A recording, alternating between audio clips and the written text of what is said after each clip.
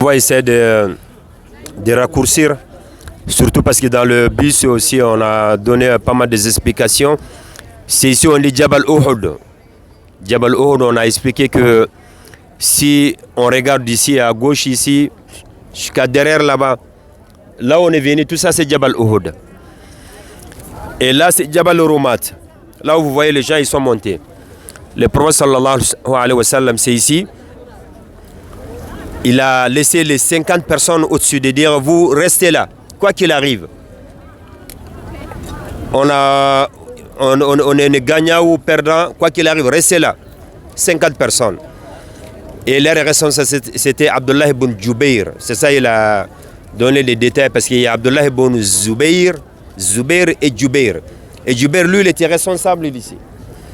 Ils avaient des flèches juste en haut. Et de savoir aussi déjà ici, les batailles de Uhud, c'était quand? C'était 3e année de l'Égypte du Prophète sallallahu alayhi wa sallam. Badr c'était 2e année, c'est demain qu'on part Badr Inch'Allah. Vous verrez, Masha'Allah. Bon, ici quand même c'était Uhud. C'était pas évident parce que Badr c'était Masha'Allah pour les musulmans. Mais Uhud donc là maintenant, les Mekwa ils se préparent pour se venger. Parce que le jour de Badr, c'était terrible pour eux, les Mekwa. Alors il dit maintenant on se prépare pour massacrer les musulmans. Donc ils sont venus ici. Si on regarde d'ici jusqu'à la Mecque, c'est 450 km. Hein. Donc ils étaient déterminés de quitter là-bas, de venir, ils étaient bien armés. 3000 personnes contre 1000 personnes, les musulmans. Et même ça, on peut dire 700 personnes parce qu'il y avait Abdullah ibn Ubay ibn Salul, lui c'était le chef d'hypocrite. Lui tout seul, il a détourné 300 personnes. Donc il n'y a que 700 personnes qui sont venues ici. En venant ici, c'est qu'il faut retenir. Ce n'est pas uniquement des visites simples aussi. Non, nous c'est la méditation. Pourquoi on est là? De regarder ici les 50 personnes qui étaient au-dessus ici. C'était la parole de Prophète, c'est là de vous restez là. Quoi qu'il arrive, il ne faut pas descendre. Mais malheureusement, c'est là il faut que le musulman dit toujours, chaque fois-ci il y a des désobéissances de Dieu. Il y a des désobéissances de Prophète sallallahu alayhi wa sallam, ça ne va pas. Sinon, au début de la guerre, c'était Masha'Allah. Hein. Les Mekwa, ils ont commencé à prendre la fuite. Hein. Mais vous savez, il y avait quelqu'un ce jour-là, lui toujours il était parmi, il a eu de victoires toujours. C'était qui d'après vous? C'était, hein? Non, il n'était pas musulman en ce moment. Hein? Khalid bin Walid, tu mérites une bouteille d'eau. Bon, là c'est bon. J'ai déjà fini. Hein? Bon, on te rajoute déjà une bouteille d'eau. Oui, effectivement, c'était Khalid bin Walid. Il n'était pas musulman. Lui, il observait derrière. Il était quelqu'un intelligent. Parce que lui, il a regardé que les autres, ils sont en bas. Mais les 50 personnes au-dessus, pourquoi? Parce que le prophète sallallahu alayhi wa sallam, il était quand même quelqu'un, Masha'Allah. Donc Khalid, lui, il n'est pas rentré directement. Mais lorsqu'il a vu que le musulman a commencé à descendre, et puis il est content. C'est pour ça que le prophète sallallahu alayhi wa sallam a dit, restez là. Mais malheureusement, là, ils n'ont pas compris. Et lorsqu'ils descendent, c'est Khalid avec ceux qui étaient avec lui. Ils ont fait le tour derrière. C'est là quand même Abdullah ibn Jubayr, il était décédé. Parce que les Mekwa commençaient à prendre la fuite. Ils sont partis. Mais après, pourquoi les autres ils sont descendus d'après vous? Uniquement pour aller récupérer des affaires seulement comme ça. Parce que c'est ça, il y avait beaucoup de l'argent ou des choses comme ça, le but. Alors de récupérer. Alors de là aussi, Khalid avec les équipes aussi, donc là ils ont tué beaucoup de musulmans. Les 70 martyrs, c'est là, ils sont là. Nous allons passer à côté, Inch'Allah. On sait ça, on est chef des martyrs, c'est Hamza. Hamza, c'est on a dit dans le bus, c'est qui Hamza? C'est l'oncle de Prophète sallallahu alayhi wa sallam. Parce que Hamza et le père de Prophète sallallahu alayhi wa sallam, c'est des frères. Hamza ibn Abdul Muttalib, Abdullah ibn Abdul Muttalib aussi. Donc Abdullah, le père de Prophète sallallahu alayhi wa sallam, et Hamza, c'est des frères. Donc c'était l'oncle de Prophète sallallahu alayhi wa sallam paternel. Lui, il est décédé là-bas. Pourquoi tout ça? Parce qu'il y a eu désobéissance de Prophète sallallahu alayhi wa sallam. Et en regardant d'autres choses aussi ici, il y avait quand même des jeunes qui est décédé ici, j'ai dit normalement c'est l'ambassadeur de l'islam, le premier ambassadeur de l'islam. Le nom c'est Mus'ab bin Umair. C'est lui la première personne qui est venue ici à Médine pour apprendre le Coran aux Médinois, c'est lui. Mus'ab bin Umair. Vous savez, Mus'ab au début, il était à la Mecque. Il n'y avait pas un jeune bien aisé comme Mus'ab. Même si Mus'ab il passe là-bas le parfum, l'odeur de ses parfums, les gens ils sortent ailleurs uniquement pour aller voir Solomon. Radiallahu anhu. Mais lorsqu'il est rentré en Islam, parce que sa mère elle était riche, il n'y avait pas une dame à la Mecque comme la mère de Mus'ab. Mais lorsqu'il est rentré en Islam, sa mère elle a tout coupé.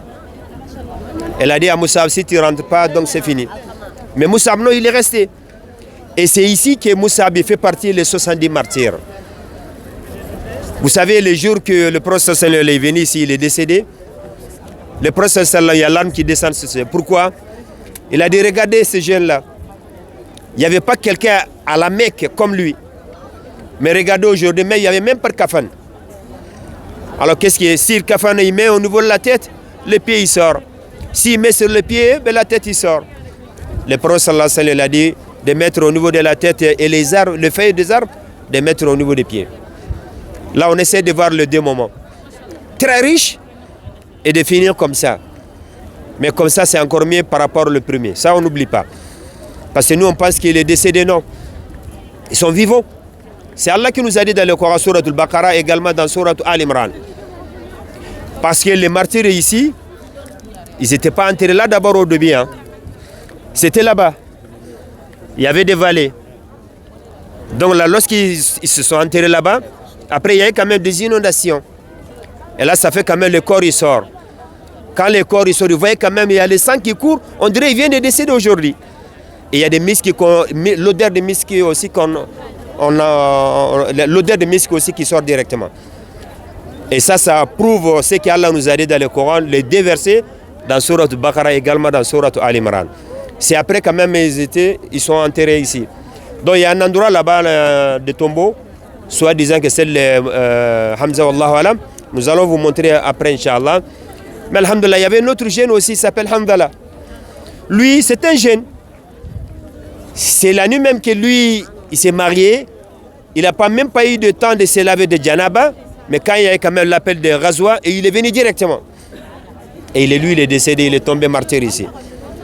Le prophète sallallahu alayhi wa sallam a dit, c'est les anges quand même qui s'est précipité d'aller récupérer le corps de Hanzala, de laver.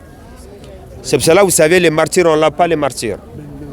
Il y a plusieurs martyrs, ça vous savez. Est-ce que les martyrs, il y a uniquement ceux qui tombent ici? Qui martyrs? Hein? Oui? Oui, c'est eux, ça c'est le vrai. Oui, c'est eux, c'est le premier martyr.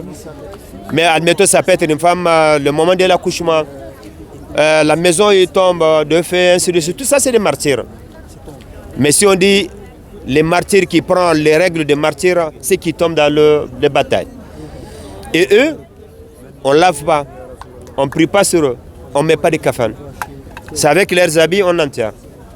Pas le prière, le processus sont pareil. Il n'y a pas eu la prière, ni le kafan, rien du tout, alhamdulillah.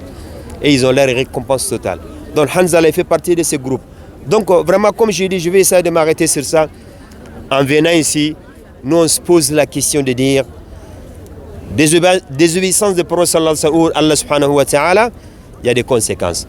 Mais par contre, Allah il est pardonneur. Parce que Allah il a dit dans Surat Al-Imran que إن الذين تولوا منكم يوم التقى الجمعان إنما استزلهم الشيطان ببعد ما كسبوا ولقد عفى الله عنهم. Mais par contre, Allah pardonne subhanahu wa ta'ala. Allah il est pardonneur toujours. Mais c'est à nous de retourner vers le Seigneur subhanahu wa ta'ala. On ne doit pas dire non, on attend qu'Allah il vienne vers nous. C'est pas logique. On demande pardon à Allah et Allah il pardonne directement subhanahu wa ta'ala. Voilà, ça c'est des leçons qu'on doit tirer, Inch'Allah. Et après, mais le fait de dire de monter Uhud, si vous voulez, hein, ben comme là il y a des volontaires. Et là aussi, Jabal Roumat, de monter aussi, comme vous voulez. Mais il faut savoir que ça ne veut pas dire que si tu montes ici, que tu as plus de récompenses que nous. Ah, Mohamed, ce n'est pas le cas. Voilà, donc là c'est bon, Inch'Allah, il n'y a pas de problème.